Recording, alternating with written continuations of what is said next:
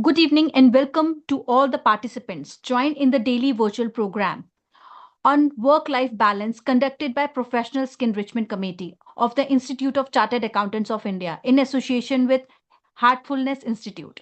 We have with us today's resource person, Dr. Madhurika Agrawal ma'am and Deepak Khanduri sir from Heartfulness Institute. We welcome you all on this platform. With this, I'm introducing our today's resource person, Dr. Madhurika Agrawal ma'am. She is a medical professional with over 30 years of medical experience in maternal and child health. She has worked in the Central Government Hospitals ESIC New Delhi under the Ministry of Labor. She has been the director of Health Positive, a company evolved in the management of lifestyle diseases and special emphasis on specially abled children and adults with work related injuries and occupational illness. She has been a visiting faculty of pediatric in the ITS Institute of Health and Allied Sciences. Currently, she is practicing telemedicine in her field of expertise. She has some research work to her credit, which has been published in the indexed journal like the Lescent WHO International Association of Occupational Safety and Health. She is also recipient of many awards from the Ministry of Health and Family Welfare, both central and state, like IMA, DMA, IAOH, to name a few. She has been an avid heartfulness meditation practitioner from a couple of years now and trainer since last 1 year. With this brief introduction, I'm handing over this session to Dr. Madhurika Agrawal, ma'am. Over to you, ma'am. Thank you. Thank you, Komal, for such a beautiful introduction. And welcome everyone to the session, the last but one session. And I've been given the opportunity to conduct it. I'm really, really very grateful. So, as usual, let us start the session with centering. And as you all know, centering means to center ourselves within ourselves, taking our entire attention ourselves and removing all the distractions that may disturb us while we are listening to this session. So I'll guide you through the centering process. Please sit very comfortably and close your eyes very slowly and gently. Bring your attention to your heart, where you may feel your heartbeat on the left side. Make a very subtle intention that I am being centered in my heart, and all distractions that might disturb me during this 1 hour session are leaving me, making me focused in my heart so that I could imbibe whatever I need to imbibe during the session. We will remain focused on our heart for a few seconds and then we shall begin the session.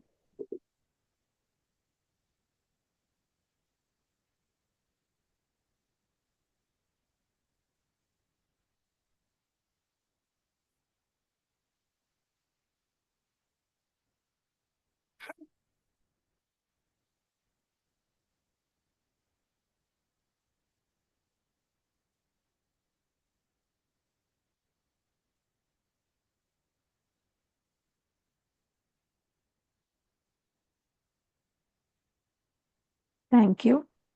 You may open your eyes.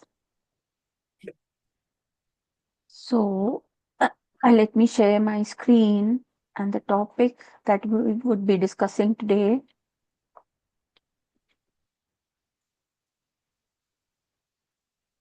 So, the topic is moderation. Just give me a second.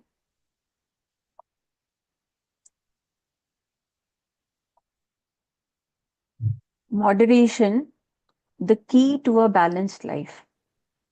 The very sentence in the very beginning says moderation, the key. So I believe that we have been conducting these sessions for past 3.5 months, 3 months plus few days, and have been delivering so many topics. But the only key to have anything that needs to be balanced, especially our work-life balance, is moderation in all means, always. So let's understand what is moderation. Moderation means avoiding extremes of anything and maintaining a balance. So it could apply to extremes in food, in work, emotions, relationships, lifestyles, studies, anything. It can be anything. You name it, and you need to have to moderate that, or to be in a state of moderation. Means not going too less or not going too high or too more in it. Have to have a slight balance. So what does moderation actually do? It helps us achieve long-term benefits, which could be a holistic well-being, which could be physical, mental, emotional, psychological, financial, occupational, you name it, and all the types of aspects of our lives are impressed upon by practicing moderation. So let's dive deeper into what is moderation, how do we go ahead. So, like I was saying, the areas where moderation matters is all the dimensions of wellness. So, if you see the diagram here, it starts with the physical wellness, which usually depends upon food, our diet, exercise, and our health. The emotional wellness, which depends upon our emotional reactions. The academic wellness, how well we study. The social wellness, how we interact and communicate and have relationships with our colleagues, our family members, our community in general. Creative wellness. So, creativity, whether we are so creative enough, it doesn't matter whether we are creative, we know creativity as an art form. Creativity comes in work, creativity comes when we cook, creativity comes when we upkeep our house, creativity is everywhere. Even when we write something, the strokes that we take of writing letters, that is also being creative. Spiritual well-being is one of the major things that has been added by WHO lately into the entire compass of holistic well-being. So WHO says still a person is not spiritually healthy or well, one cannot be called as holistically healthy or well. So spiritual well-being, it takes care of that also, it affects that also. Then environmental wellness. We all know environment is so important to all of us. When the environment goes haywire, we all get affected, whether be it temperature, be it air, be it water, be it anything in the environment, the trees, the animals. So they all impact us. So this well-being is also one of the things that moderation can help us. Financial wellness. Obviously, all of us need money. All of us need to meet our needs through money or to meet our desires or our maybe our recreations, whatever. Intellectual wellness. Obviously, if we do not have that intellect, we will not be able to do anything of any of these. So, intellectual wellness is also very important. So, moderation in all these fields of wellness or dimensions of wellness is important for a holistic well being or holistic self. And these areas do matter to us. Let's dive into the neuroscience of moderation, which is my favorite topic all the time. And I would like to explain in brief how moderation, how the science explains moderation. So, we have an autonomic nervous system in our body, which starts from the brain. Here you can see the brain, and it goes through the spinal cord. It goes till our tailbone, and then there are a lot of nerves which go in every part of our body. So majorly the autonomic nervous system, it's called autonomic because it runs automatically. We don't have to do anything to run it. Primarily it is called because of this. It has two parts, two types of nervous systems beneath it. One is sympathetic nervous system and one is parasympathetic nervous system. Many a times you people must have heard about these two terminologies in our sessions. So sympathetic nervous system is the system which it's driven by certain hormones like norepinephrine, epinephrine, many other hormones, dopamine, serotonin, oxytocin, things like that. And it is responsible for our fight, flight, freeze, flop, many such reactions which are all based on activity. Whether we are able to do the activity and what is the intensity of activity is driven by the sympathetic nervous system. And the parasympathetic nervous system is also driven by a hormone called acetylcholine, and this takes care of rest and digest. When we rest, that means when we sleep, or when our gut is trying to digest the food that we eat. So these are primarily two functions of parasympathetic and few functions of the sympathetic nervous systems.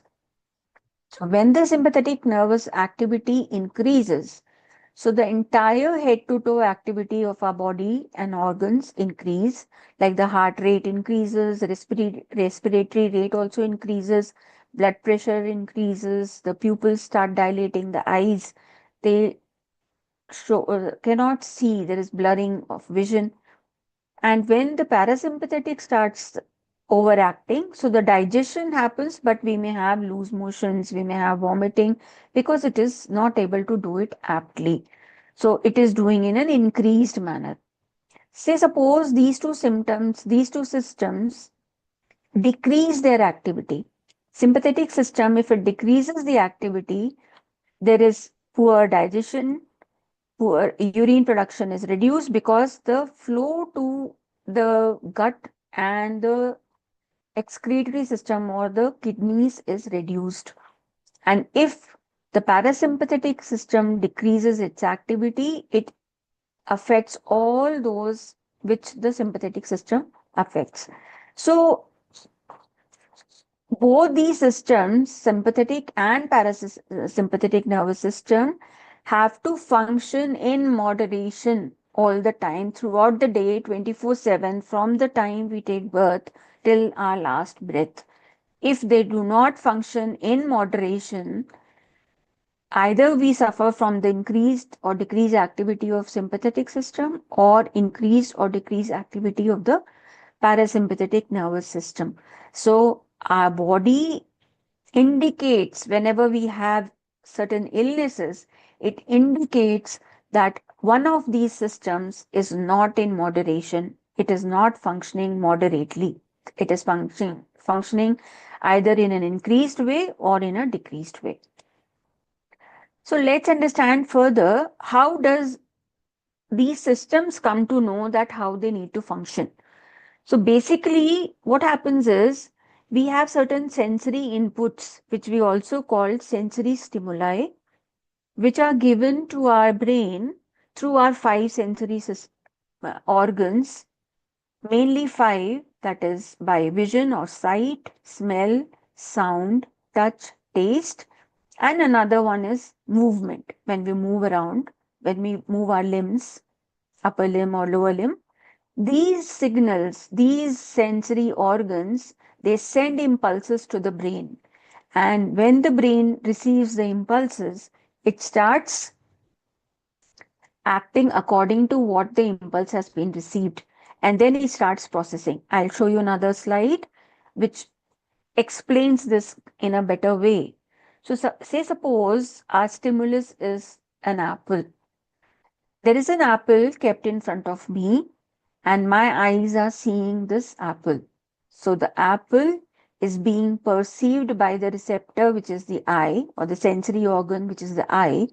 The eye is seeing the apple, And this sensory stimuli is going from the apple, from my eye, into my brain, which is processing this entire thing that I have seen and sending a command back through the spinal cord to my arms to pick up the apple. So the response comes from this entire arc is causing a response of picking the apple.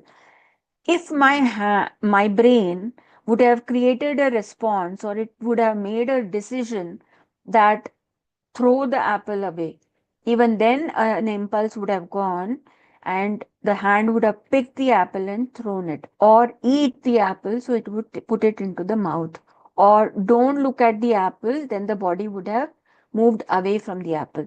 Similarly, these stimuli vary. If I listen to a song, my ear is listening here, the receptor is the ear, this stimulus of sound goes into my brain, which gets processed there, and after processing this entire thing, now if I don't like the sound, I'll keep a hand on my ear, or I'll shut down the sound. So this is the reflex arc, which is the way how our nervous systems function, whether be it sympathetic nervous system or parasympathetic nervous system.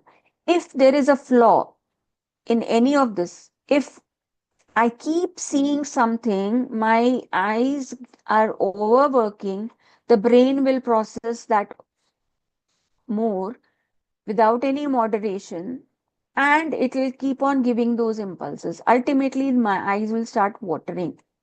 So there is a poor moderation in vision.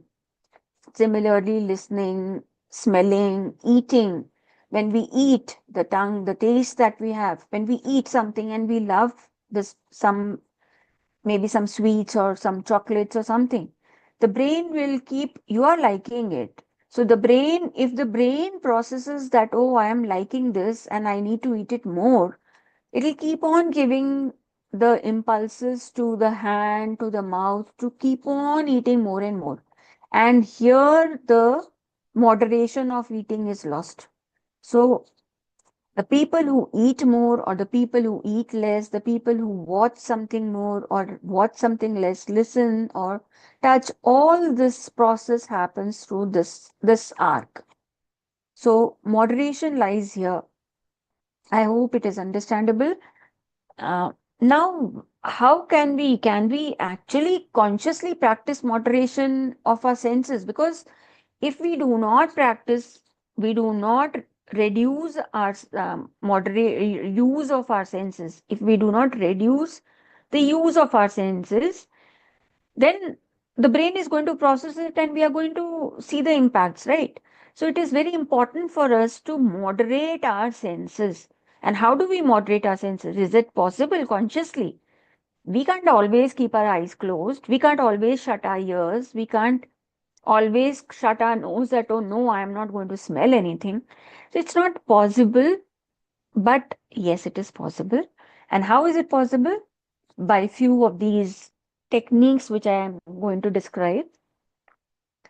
One is consciously use our senses. Let us use our senses sensibly.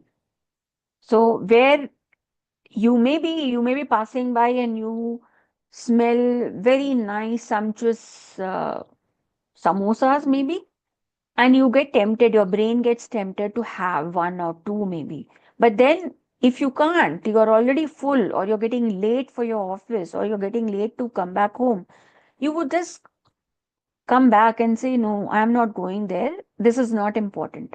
So using our senses sensibly, will be one of the ways. Another ways will be by being self-aware. Obviously, if we are aware of ourselves, what we need to do, what we need to see, what we need to know, and be mindful of our intentions, our thoughts, our words and deeds. I have just put it in short form, ITWD. If we are mindful of our intentions, what we need to do, if my intention is not to see a movie which has lot of blood and lot of anger and lot of aggression.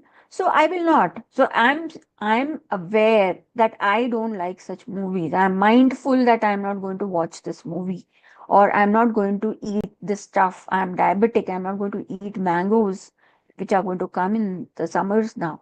So intentions, thoughts. I may have thoughts, but I'll be mindful of them. No, I'm not going to do this. I'm not going to speak such words. I'm aware that these words are wrong. I'm not going to do that.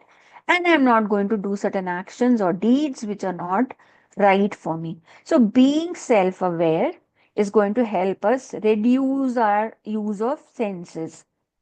Then, setting healthy limits and boundaries.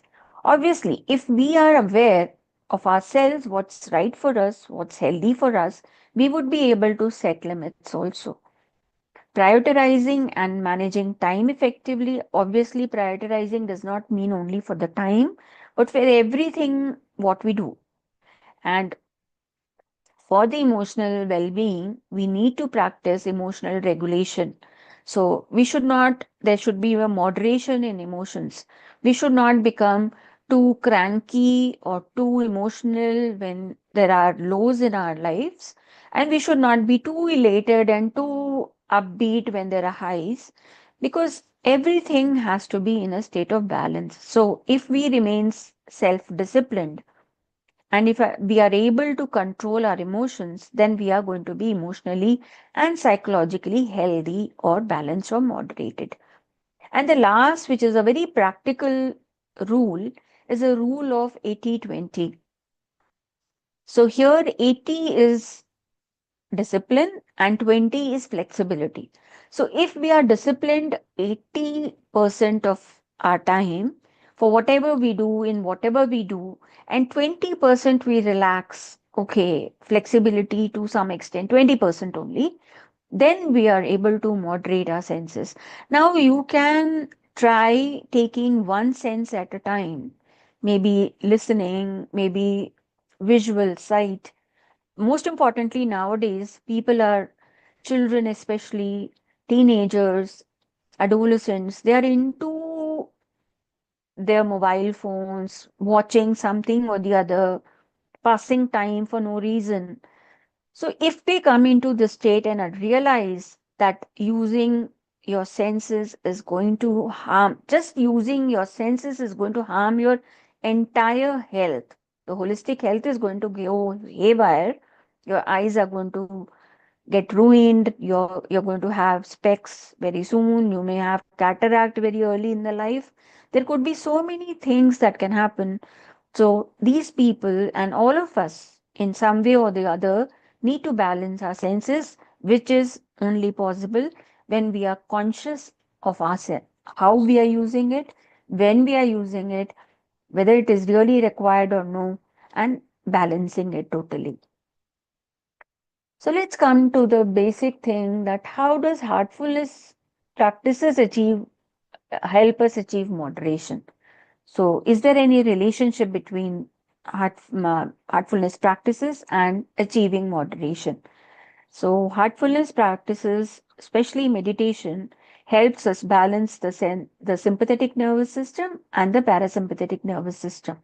And when these two nervous systems are balanced, the sympathetic and parasympathetic, when they are balanced, they function in moderation. We not only get the physical balance, which I have written here, we get balance of everything. All the organs are balanced.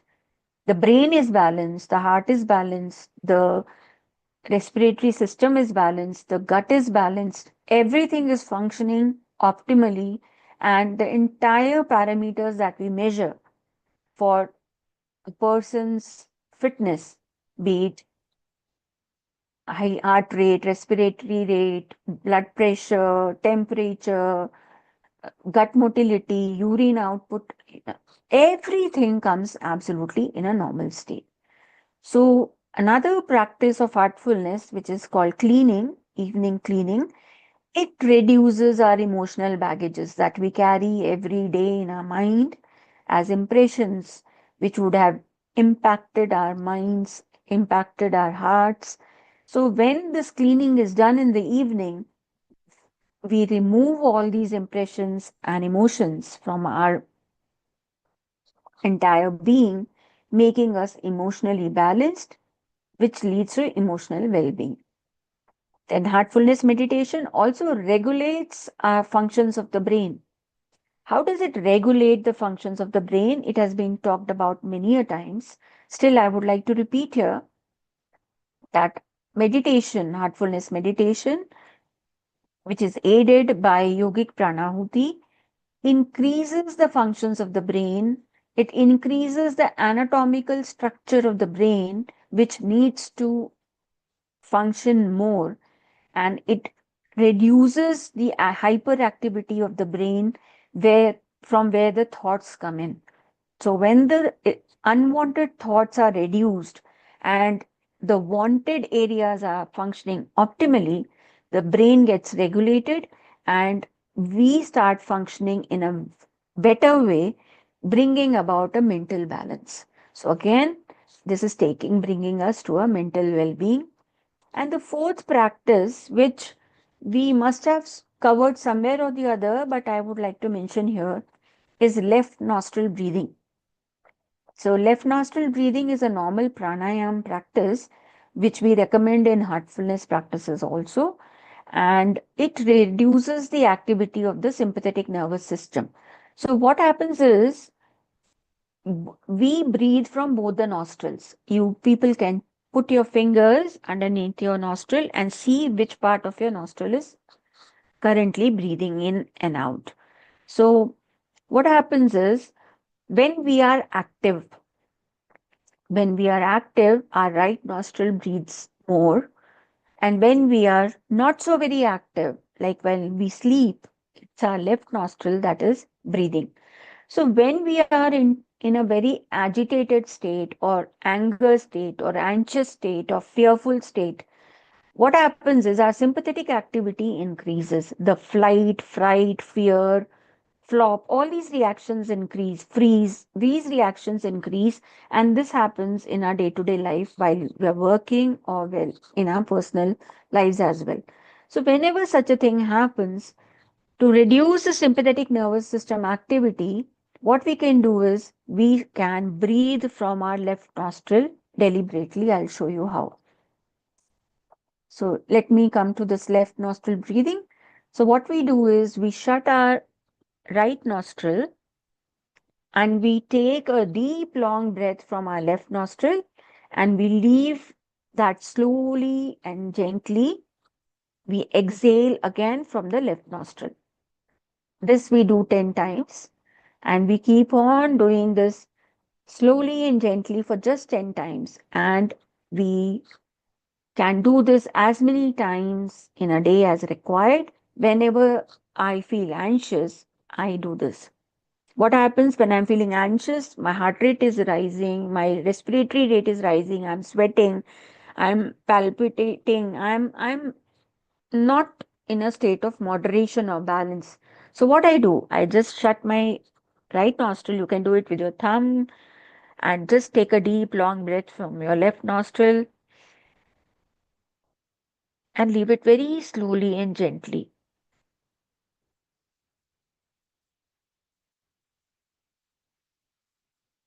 Again, in and out. We don't take a pause between the two inhalation and exhalation. You can suit yourself how it feels okay for you. So this is the way we can bring down our sympathetic nervous system activity. I'm sure all of us have these ups and downs in our life every day while we are traveling, maybe while we are driving. There's somebody who is not driving so nicely, and you don't need to close your eyes. You can simply shut your nose. If it is safe, you can just breathe in, breathe out from your left nostril. You will come down, your heart rate will come down, your BP will come down, your respiratory rate will come down. You yourself will find that you have come in a state of balance. You have come to a state of normalcy or moderation, which will help you go back to your work again. Say, suppose you're going for an interview or a meeting with a boss where you need to make a presentation and you're getting hyper, getting scared, you're getting anxious. Do this practice. And 10 times of left nostril breathing would hardly take any time for you to come down to a state of calmness. So, here I would like to show you the various dimensions of wellness that we were talking about. So, this picture I showed before also. I want to bring your attention back to this picture along with the heartfulness practices that can help us achieve balance or achieve a moderation in them. So, physical well being can be achieved by asanas, pranayamas, and meditation. The emotional balance I told you through evening cleaning.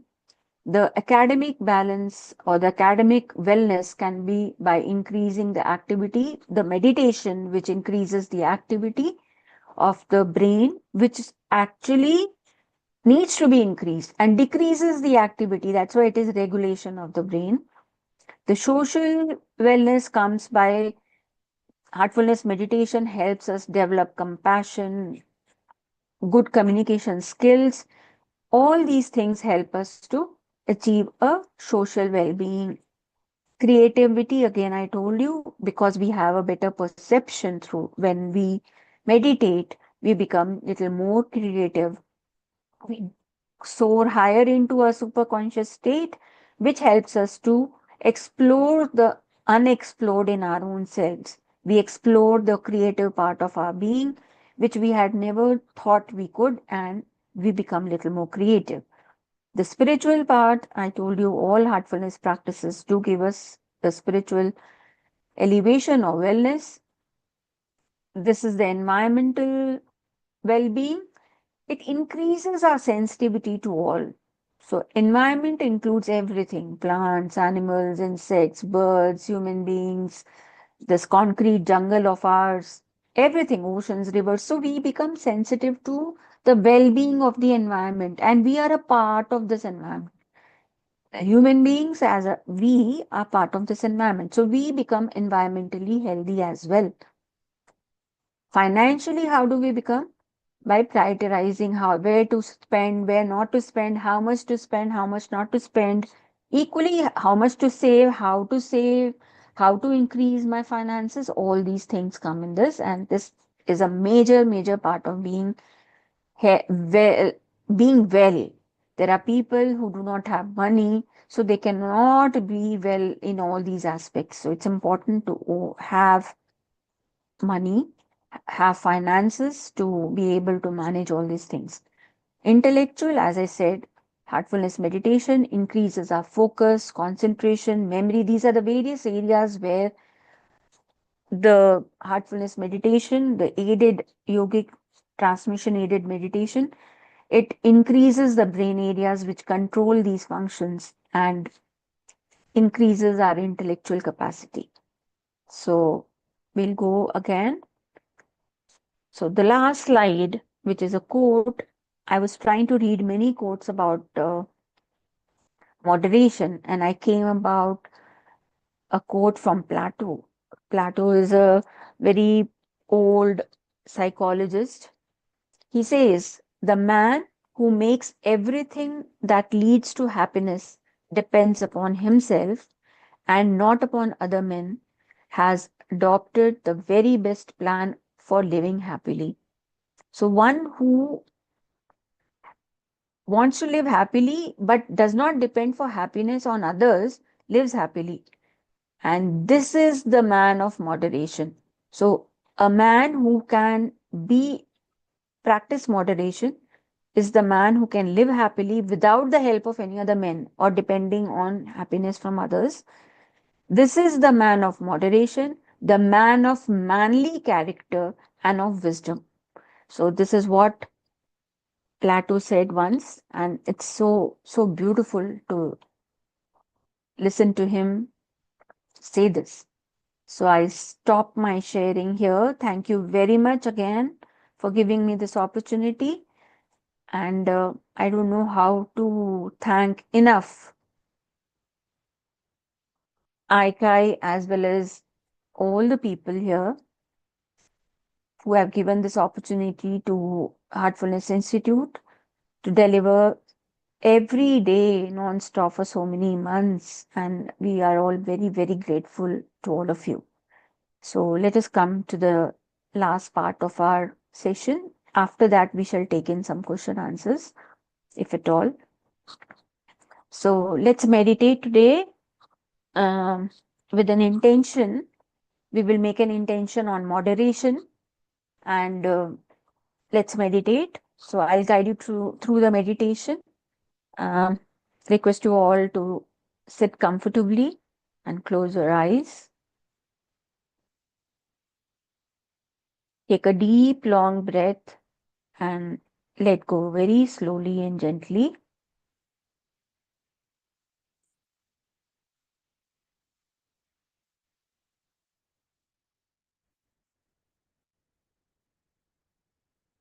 Now make an intention that may I be able to moderate all my sensory organs, their stimuli, so that I could be holistically well through this functioning of my senses. Now bring your attention to your heart and make a very, very subtle suggestion that the source of divine light is already present in my heart, which is attracting my attention inwards. So I repeat once again, the source of divine light, that is the divinity, is already present in my heart and is attracting my attention inwards. We will remain focused effortlessly. We will not make any efforts to bring our focus to this point in our heart. The thoughts will come in and go. Let them go. Bring your attention back and remind yourself that you are meditating. We will stay here for a few minutes and till the time I say that's all. So please start meditation.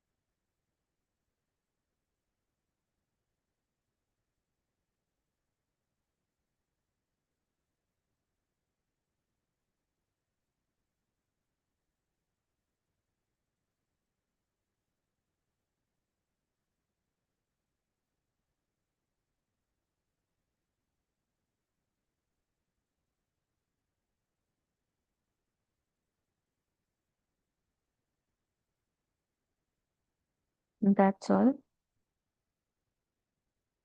You may very slowly and gently open your eyes and try to feel your own state, your condition, what you felt before and how you feel now. Pay your gratitude to the God Almighty for giving you this beautiful condition after meditation, and make a subtle intention that may this condition be alive in me. May I hold on to it. May I let it grow within myself more and more and work through it, whatever I do, so that I remain in a state of moderation and balance. Thank you very much, each one of you, for giving me this opportunity. We have some time if anybody wants to ask any questions. So, ma'am, a few questions we have posted on chat. I request you to please have a look. I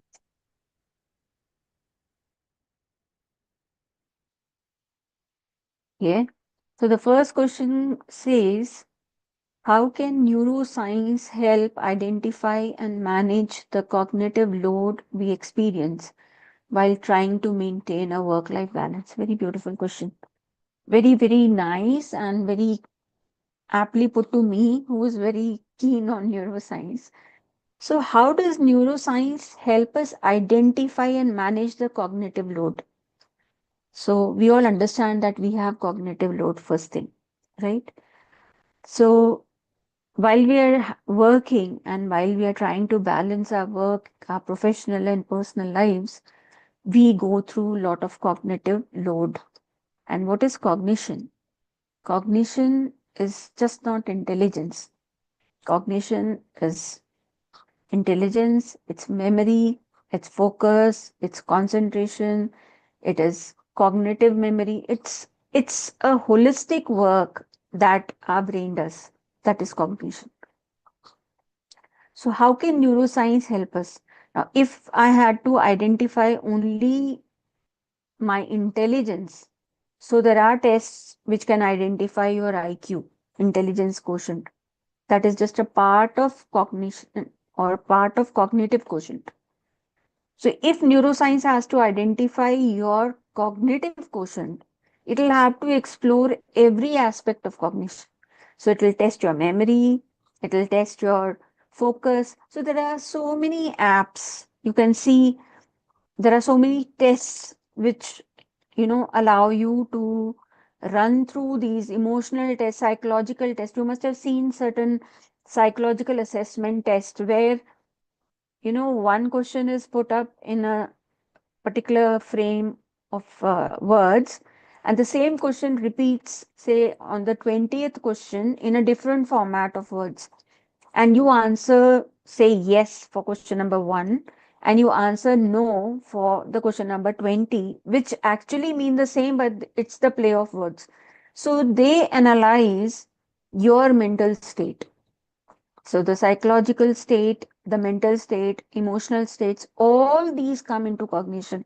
So neuroscience has got many, many tools, just not the tools to identify intelligence, but also to identify your memory, to identify, like, one very interesting memory game I can tell you, which we used for in my clinic for children.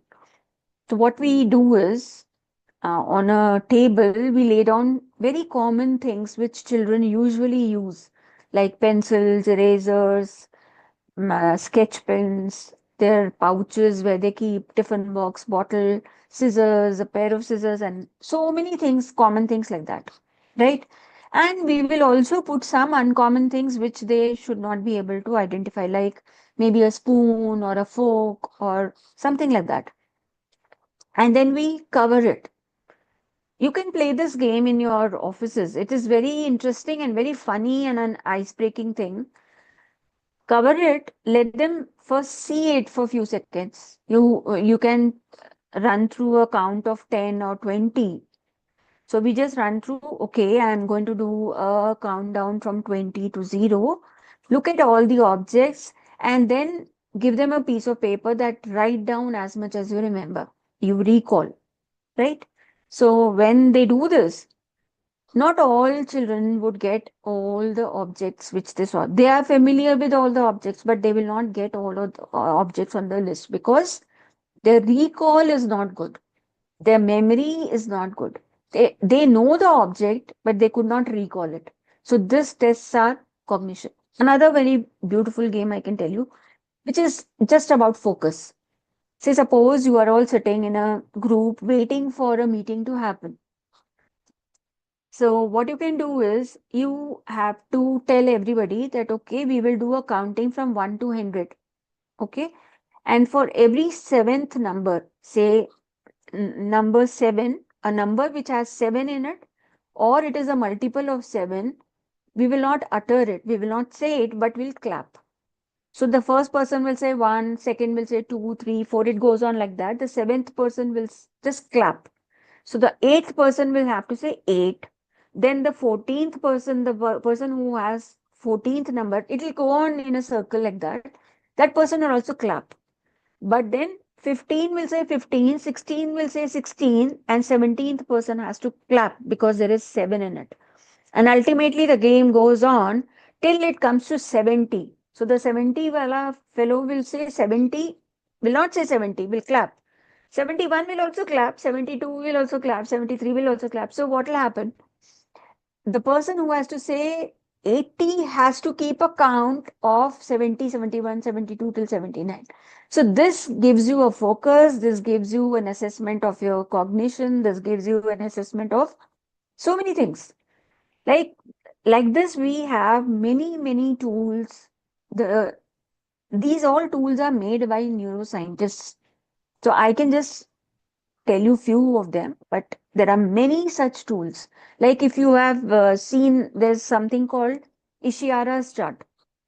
Ishihara's chart is a tool to assess color vision, especially in drivers, professional drivers, like say railway drivers or pilots. Pilots, not a thing, but especially in railway drivers, these charts are, they have dots of one color, say pink. So different shades of pink, and in that different shade of pink, there will be a number written. So once you see the chart, you should be able to read that number. So if there is 2 written, that 2 will be also of pink and the in that dotted form, and the other dots in the entire circle will also be of pink. You should be able to identify that number. So then they are able to say that, okay, this person's occipital lobe, which has the optic center, has a normal function of nerves which are seeing through our eyes. So their color vision is not wrong. Then we go for assessment of our specs. You have a chart right in front. For the far vision and the near vision, you do it, you read it. So these are all neuroscientific tools to assess our vision. Similarly, there are tools to assess our sounds. We have a tunic fork, so many things. They can assess how much of decibel of sound we are able to listen, whether it is normal, balanced, or it is we are hard of hearing, things like that. So there are many tools, neuroscientific tools, which can assess our cognitive abilities and help us to maintain a work-life balance. And if at all, any one of us identifies that something is wrong with me, I'm not able to process something, any sensory input I'm not able to process, one must consult a physician or a neurologist or an ENT physician or anybody whomsoever you feel like, one must, or a psychologist at least, so that one can be helped timely. I hope this answers your question. The second question is, are there specific brain regions or processes that play a key role in decision making when we try to balance professional and personal responsibilities? Obviously, yes. Wish I could show you the diagram of a brain and each part of the brain which makes what it does. So our brain may be very small, you can call it, it's the size or whatever size we have. It may be what, but whatever. But every part of the brain, every part, every small cell of a brain has a particular function. So if I have to say that I need to make some decision, the very first thing is the input, the sensory input. If I'm reading something and I need to decide, say suppose, let us take a very basic example of having food. I'm having a platter, I'm having food, and I'm looking at it. It looks very delicious. It smells very good. And I'm watering, my mouth is watering and I'm trying to eat this food. Now, what senses have pushed this thing into my mind? My eyes, my nose, and my taste buds, which started watering after looking at the food.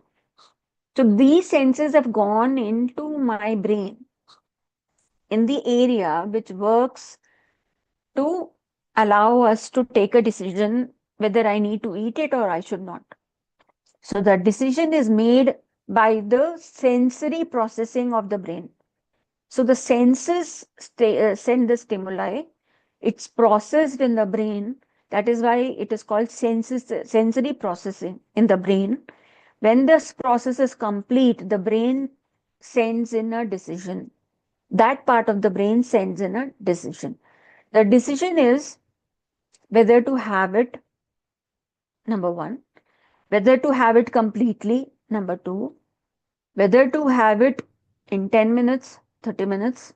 So all little things of decisions that we do, whatever we do, whatever we want to do, whatever we wish to do or we do not wish to do, the decision comes from different parts of our brain. It depends upon the sensory stimuli, what goes into our brain.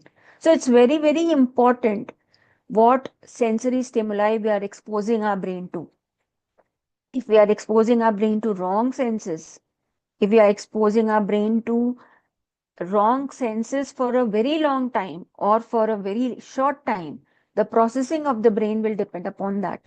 And when the processing, the decision that comes out from the brain is wrong, it is not the fault of the brain. It is what we have given it, the sensory input that we have given it. So that's very important. If I have to explain this in a very lame term, because we are running out of time, but just I'll take a few seconds. You can think of a phone.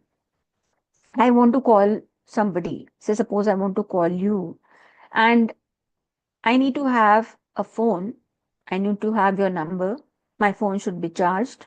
There should be a network.